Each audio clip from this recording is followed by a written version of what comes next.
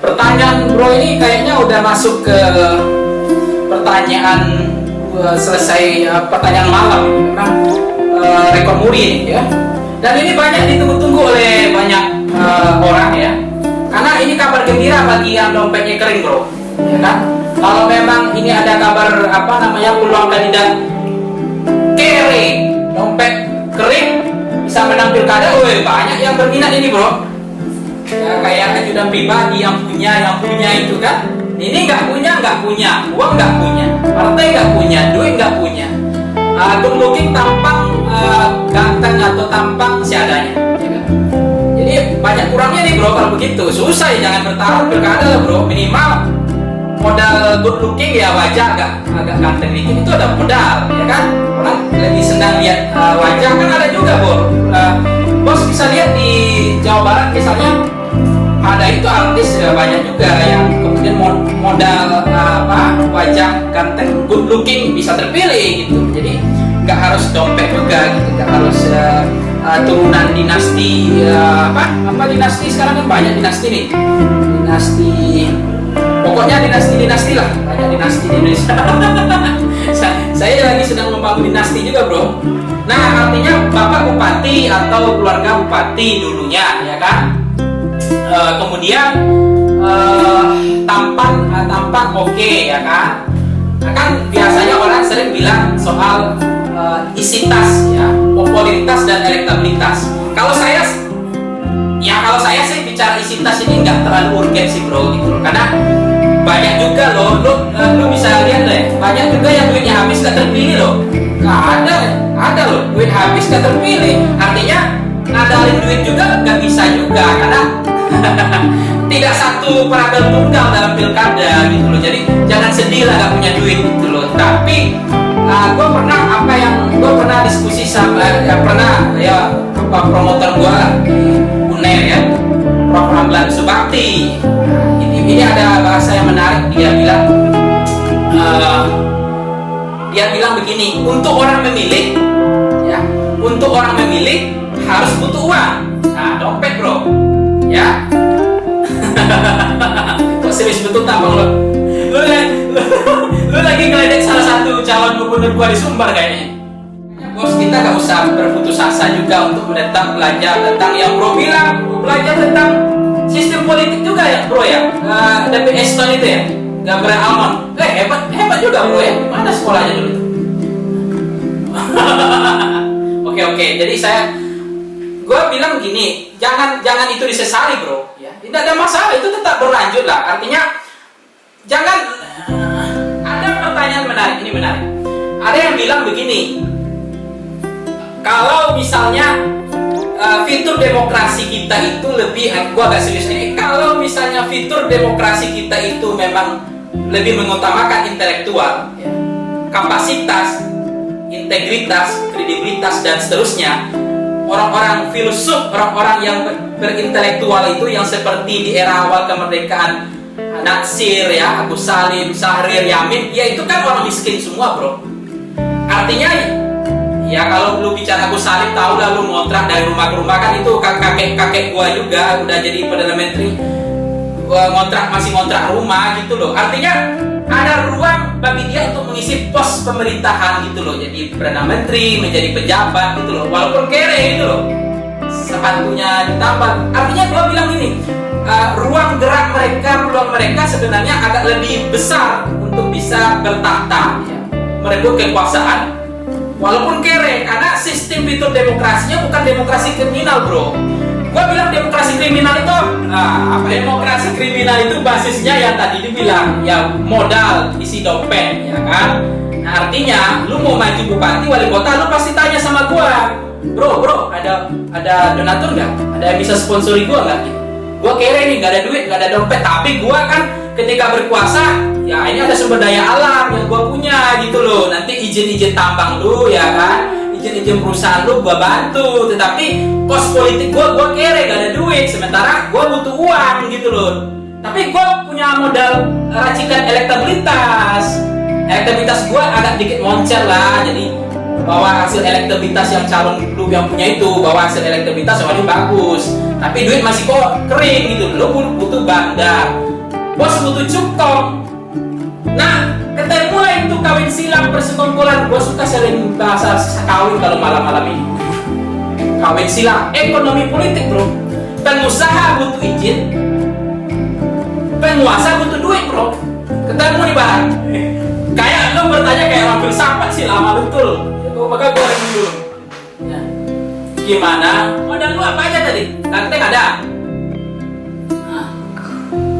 Elektabilitas. Gue sebagai konsultan ya.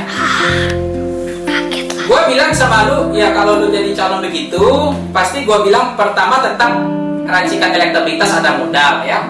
Duit, isi dompet ada dikit. Partai lu punya atau tidak? Punya, ya kan? Nah, arti lu punya bawa nilai-nilai nggak? Ada nilai-nilai yang lu bawa, gagasan, narasi. Nah kalau lu punya pikiran, punya nilai-nilai yang lu perjuangkan, punya gagasan, gue masih optimis, harapan itu masih ada. Maksudnya ini kan pilkada itu dinamis bro. Dinamis itu cuaca itu bisa berubah, apalagi Bandungnya masih jauh. Ada 6 bulan, 7 bulan. Artinya kan elektabilitas lu walaupun rendah, tapi kan ada tren kenaikan, ada pertumbuhan. Insentif elektoral lu tuh gak deadlock itu loh, ada kemungkinan naik terus pelan-pelan ya. Pada satu titik bahkan bisa apa tuh? Kayak balap gitu, nyalip gitu. Kayak Valentino Rossi tinggal 7 lap itu, lu ngopi dulu. Valentino Rossi-nya mutar-mutar gitu loh. Maksudnya lu tertinggal jauh tapi lu dengan ada nilai-nilai yang bos punya, gue yakin dari situ gue yakin ini barang bisa laku ini gitu loh, bisa menang. Apa contohnya? Cerita-cerita di kepala daerah misalnya banyak yang gue lihat ya, secara ini elektabilitas dia rendah ya, dan nggak terlalu. Tapi beliau ada yang dia tawarkan adalah dia buat ide-ide tuh. Ide-ide ini menarik gitu untuk bangun daerahnya. Ada narasi, ada pikiran. Jadi tidak hanya modal tampang artis atau bukan gua bilang artis, maaf salah, boleh dikoreksi lagi. Gua bilang bukan hanya tampang dia terkenal gitu loh. Tetapi memang beliau itu punya pikiran-pikiran untuk membangun daerah tersebut. Nah di daerah-daerah itu ada tuh orang-orang gitu bro. Ada yang ingin perubahan itu ada, tetapi gue tetap bilang ya nggak mungkin juga kosong, harus ada juga isi dompet, ya nggak boleh kering juga, tetap ada gitu. Tapi oke lah kalau mereka punya ada nilai-nilai, ide-ide, pikiran, gagasan yang dibawanya untuk membangun daerah tersebut ya, untuk memajukan masyarakatnya, saya pikir itu bisa dijual bro, laku di pasar gitu.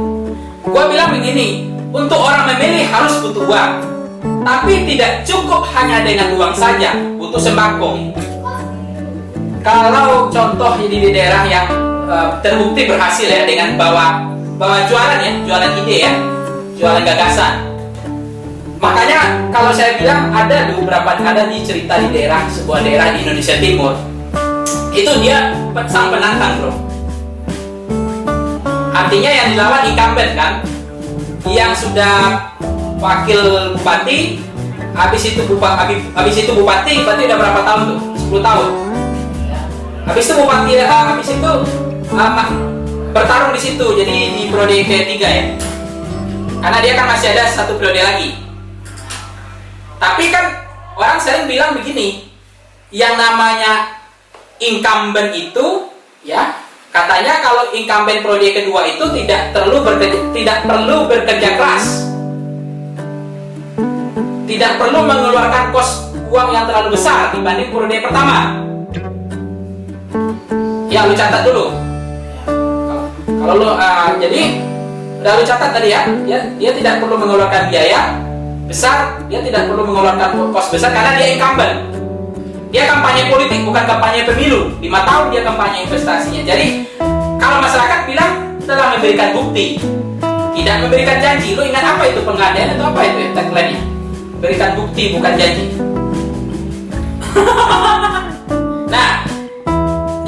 Nah itu ya, itu bisa kalah bro. Kalah dia karena apa? Karena approval ratingnya rendah bro. Nah jadi incumbent approval ratingnya rendah, kepuasannya rendah, tidak sampai 70%. Kalau dia di bawah 70% itu incumbent bisa kalah bro. Nah kalau duit lo lawan sama duit, itu gak bakal menang. Duit gak perlu dilawan dengan duit dilawan dengan narasi, ide. Apa yang membuat masyarakat tersiksa di sana? sentimen itu yang lu ambil, berselancar lalu pada selera-selera masyarakat rakyat, apa yang maunya rakyat. Karena apa?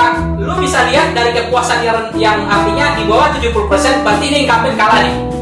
Nah, lu gak bisa lawan dengan uang. Kalau lu lawan dengan uang, lu gak bakal bisa menang karena duitnya berseri gitu. Nah, ya artinya uang tidak perlu dilawan dengan uang. Uang bisa dilawan dengan integritas, bro. Ya, dengan ide dan gagasan dari. Nah, akhirnya bersemi. Ya memang tidak banyak sih ya, tapi ada lah ya. Rata-rata banyak kalah, bro. Iya, banyak kalah karena memang yang saya bilang tadi, demokrasi kriminal ini kan demokrasi artinya bertumpu kepada dompet, isi tas gitu loh. Sehingga memang yang tadi yang jualan ide-ide tadi, ada juga yang kalau masyarakatnya itu kere, bro, hanya memikirkan pemilihnya, memikirkan apa yang dimasukkan besok pagi, bukan bicara investasi, bro. Ini mau hidup aja, bertahan. Nah itu kan money politiknya tinggi. Nah itu ide gagasan memang gak susah masuk, bro.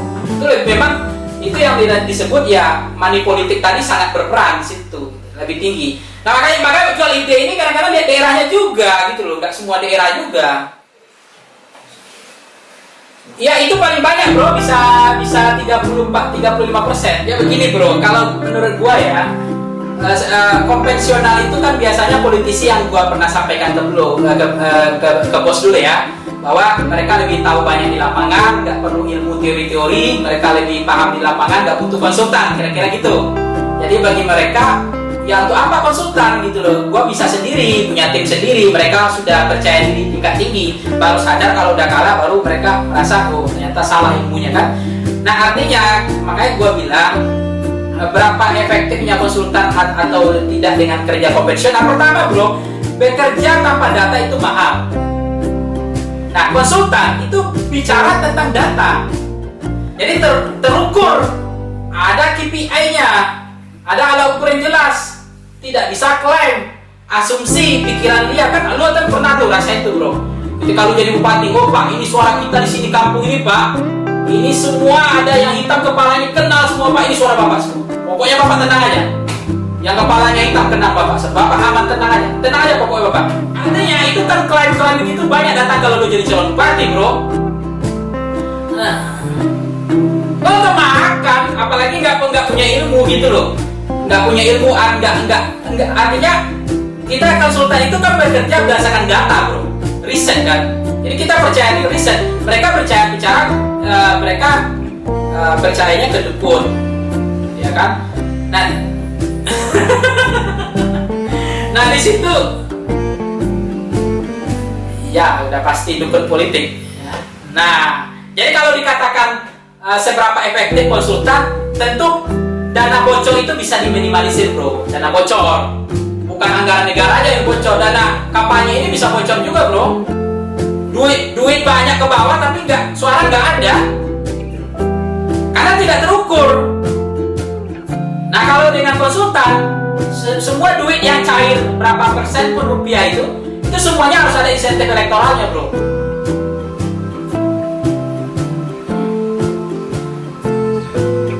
Kosnya bisa lebih diefektifkan, lebih efisien, tepat sasaran langsung kepada elektoral, insentif elektoral. Jadi tidak meraba-raba. Jadi bagi gua kerja dengan konsultan itu justru lebih terukur ya, sistematis, dan kita itu lebih agak siap untuk kalah dan siap menang, bro. Nah biasanya kalau konvensional itu mereka dengan hasil survei aja, mereka hari-hari itu udah langsung syukuran, bro. Malam itu udah syukuran dengan hasil survei, besoknya kalah, kan malu juga kan. Ya udah syukuran malamnya, karena di atas kertas survei ini nggak ada mungkin kalah lagi, bro. Udah menang ini di atas kertas, tapi nggak ada ilmunya. Ya udah, mau jadi bupati ini kalau nggak kaya jangan, bos. Ini uang zakat, bos, uang sisa ini. Lu jangan tertawa, bos. Ini makanya itu gua sedih. Bayar partai nggak ada duit, ya kan? Iya, oh iya, itu udah pasti minimal 8M lah ya. Itu minimal banget itu, udah tipis banget. Bukan, kalau bayar partai tergantung partainya. Kalau partai seksi papan atas itu 350 juta satu kursi. Kalau partai-partai yang agak papan bawah bisa 200-250 lah satu partai. Kalau lu butuh 6 kursi, lu kali aja itu. Ya ada juga di daerah gua 6 bisa. Beda. Nah, itu untuk partai aja habis 2M, bro. Oke, habis itu lu saksi, lu bayar seluruh anak apa? Lu bisa lu bayar saksi siapa?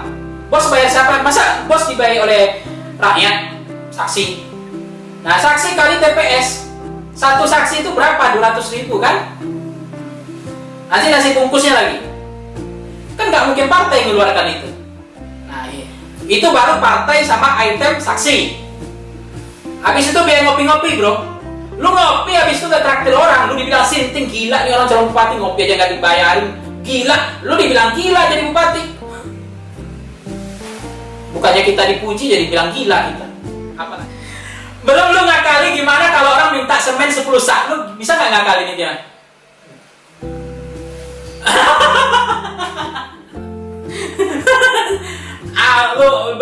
Belum minta jilbab, minta apa dana ada BPJS yang nunggak, lu harus diselesaikan ya kan.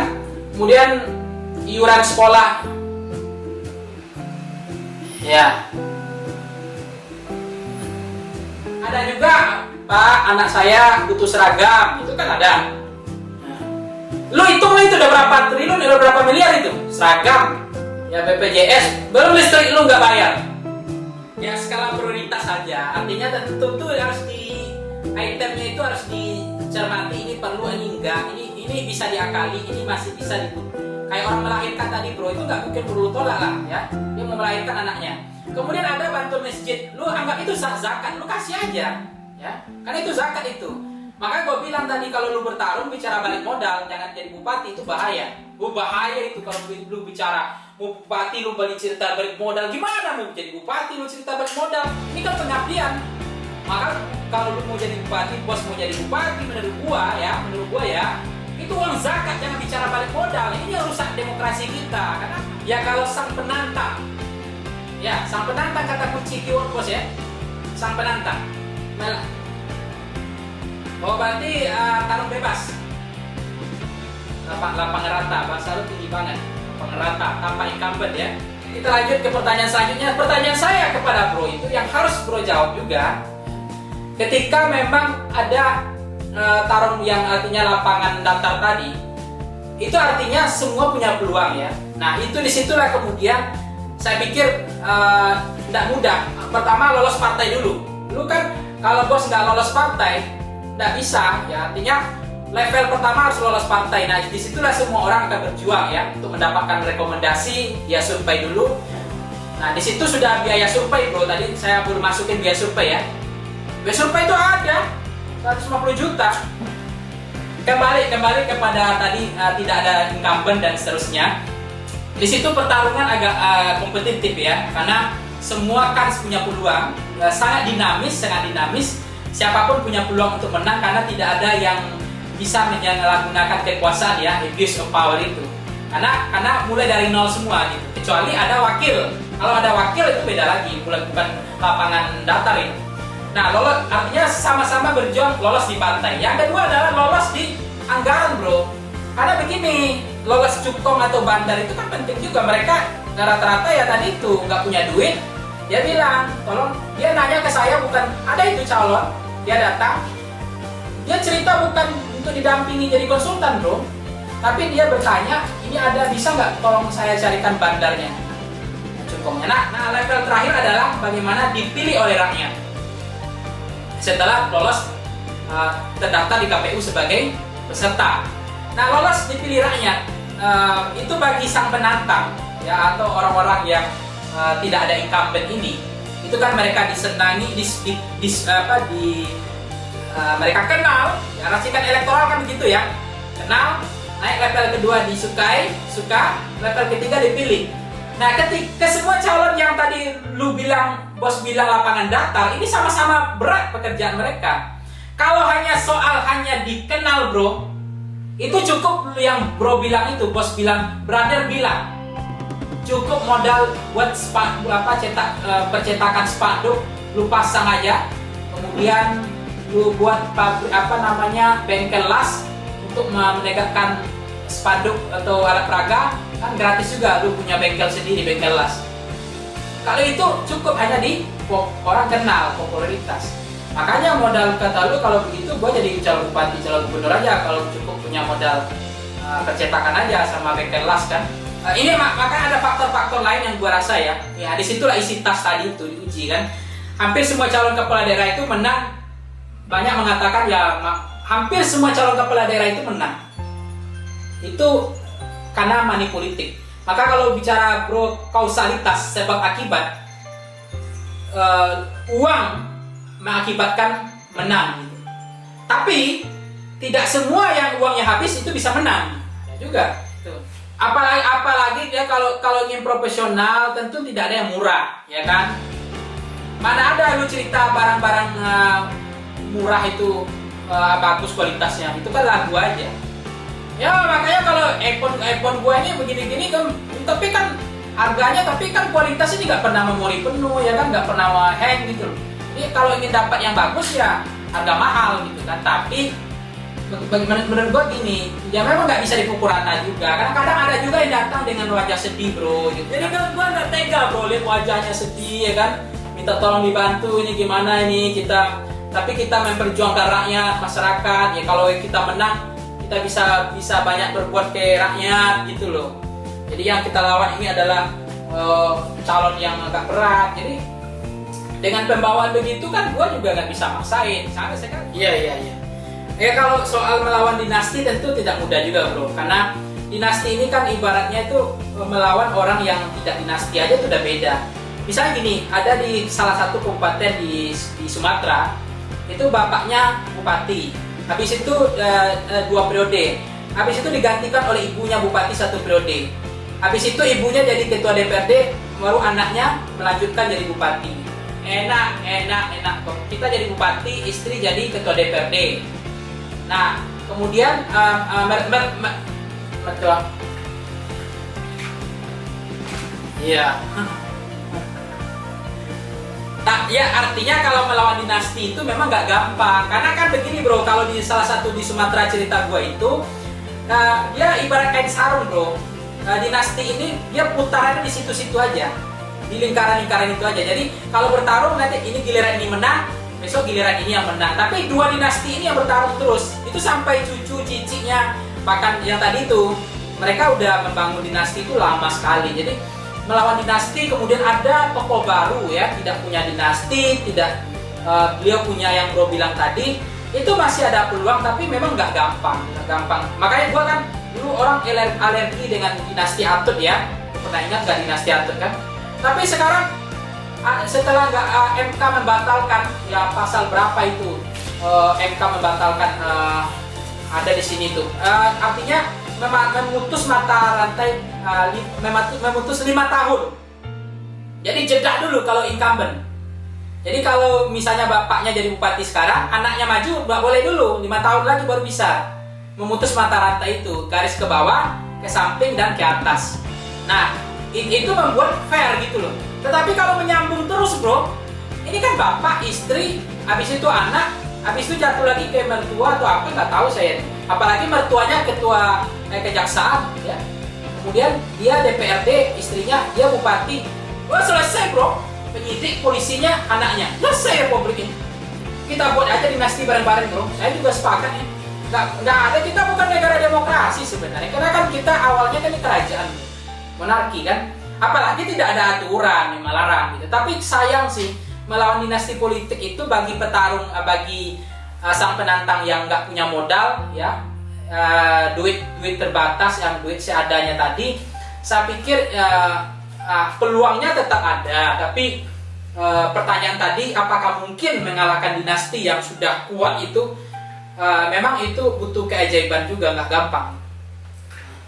Wah, gua pernah merasakan itu. Nah, ketika gua merasakan, ya, gua pernah merasakan itu. Gua tinggal, dia kan ketika yang ini pasang lembaga ini, yang calon ini pasang ini, sehingga yang ini calon ini pasang lembaga ini. Itu pernah gue rasakan. Tapi gue kan yakinnya begini ke calon bupati gue, harus gue yakinkan bahwa kemarin tuh saya bilang itu datang calon itu dari informasi yang gue dengar dari calon lain, dia sangat kesal dengan lembaga konsultannya.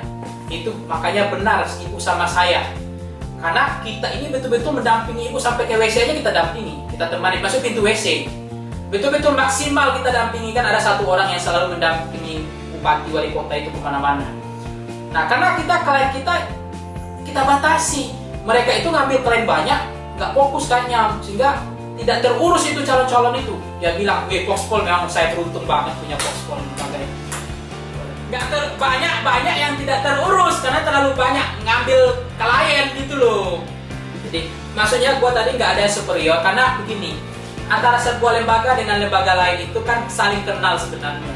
Jadi kita itu dengan lembaga ini kita kenal orangnya, masuk lembaga ini kita tahu orangnya. Jadi itu muter-muter di situ aja bro. Jadi nggak mungkin juga begitu masuk lembaga ini kita tahu orangnya siapa gitu. Jadi antara kita itu sudah saling kenal sebenarnya. Jadi ketika ada di sebuah daerah ini masuk lembaga ini, konsultannya ini, kita sudah paham siapa think tanknya. Jadi pertama karena COVID ini memang agak berbeda ya. Pertama calon-calon ini saya pikir banyak juga yang tidak terlalu butuh konsultan ada, sehingga bagi mereka ruang gerak mereka kan terbatas sebetulnya. Kalau biasanya kan klien itu kita dampingi setahun kan. Setahun itu kita mulai dari timeline, kemudian jadwal, kemudian capaiannya ya. Kalau ini bahkan ada yang baru ini menghubungi hari ini gitu. Lu bisa bayangkan kita biasanya konsultan itu mendampingi setahun sebelum pemilihan, ini cuma 4 bulan. Apa yang bisa kita lakukan gitu?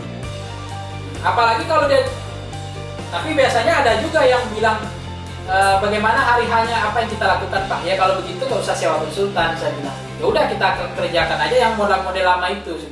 Jadi mereka butuh konsultan, tapi bicaranya udah ujung aja, jadi nggak mau kerja keras untuk meyakinkan publik itu. Jadi pertanyaan gua tadi tuh, pertanyaan lu tadi dari siapa tadi? Si Sulapa ya. Sulapa tadi bilang soal di tengah kondisi sekarang memang berbeda, agak tantangannya lebih berat. Apalagi program-program kita ini bisa banyak agak jalan loh. Misalnya untuk face to face ini dibatasi ya. Kemudian misalnya serangan udara, serangan oke lah. Tapi serangan darat ini kan terbatas ruang gerak kita. Nah maksudnya kalau COVID ini kan susah mempertemukan orang bro. Nah pertanyaan selanjutnya apa tadi?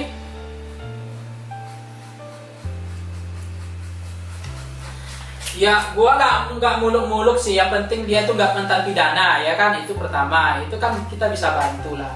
Yang kedua, yang paling penting itu adalah mereka aktivis itu kita juga senang, ya.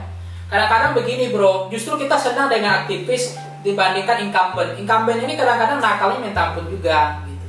Nggak mau diajarin, sok tahu. Kadang-kadang mereka udah merasa jengkel juga kita, gitu. Incumbent itu ya. Yang penting mereka punya keinginan untuk membangun ya daerahnya, ya kan, punya nilai-nilai yang dia bawa, punya gagasan, punya pikiran, punya narasi, punya cita-cita, punya ide, cukup kok itu.